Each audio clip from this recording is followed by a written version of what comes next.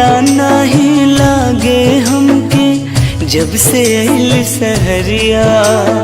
चंचल मनवा उड़ उड़ जावे ले रोज खबरिया।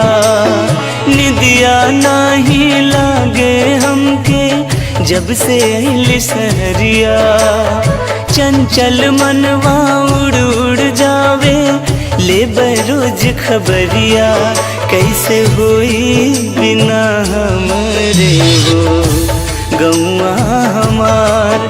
कैसे होई बिना हमरे हो गौआ हमार।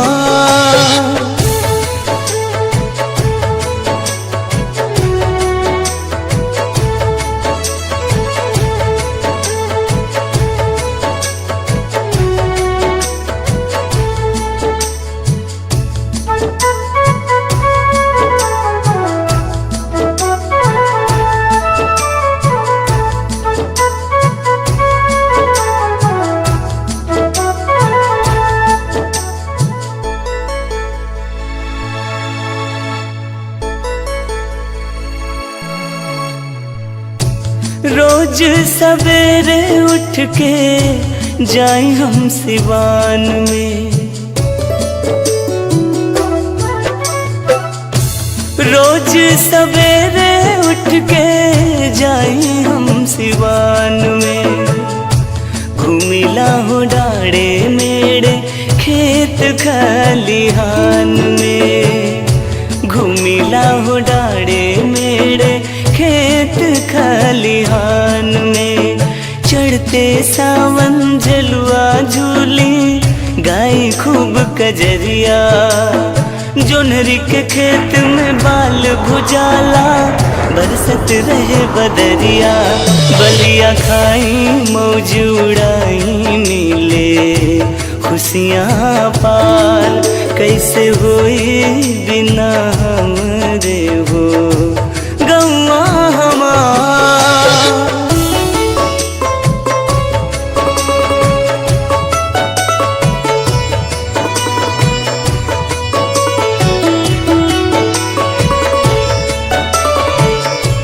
नैया लड़कपन के बड़ा याद आवे।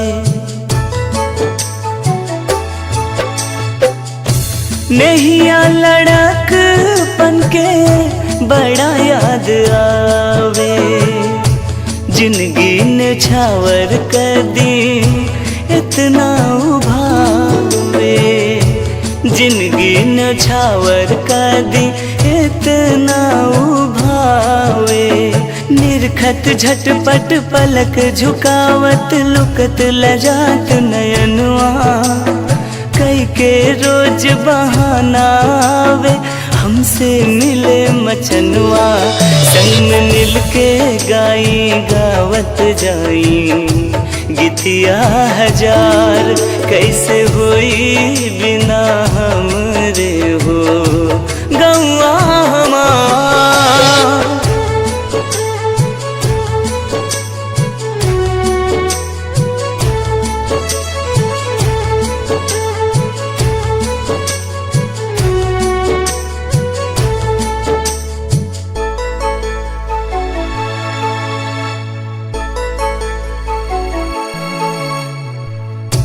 चिट्ठिया पठौले हैं भौजी बड़ी दूर से। चिट्ठिया पठौले हैं भौजी बड़ी दूर से। छुट्टी लेके देवर भ्रमर आई हैं जरूर से। छुट्टी लेके देवर भ्रमर आई है जरूर से।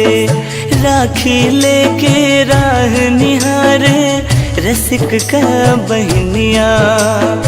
अम्मा बाबू आस लगाए कब चमकी हो चंदनिया। कहिया बन के आई हैं DM साहिब बेटवा हमार।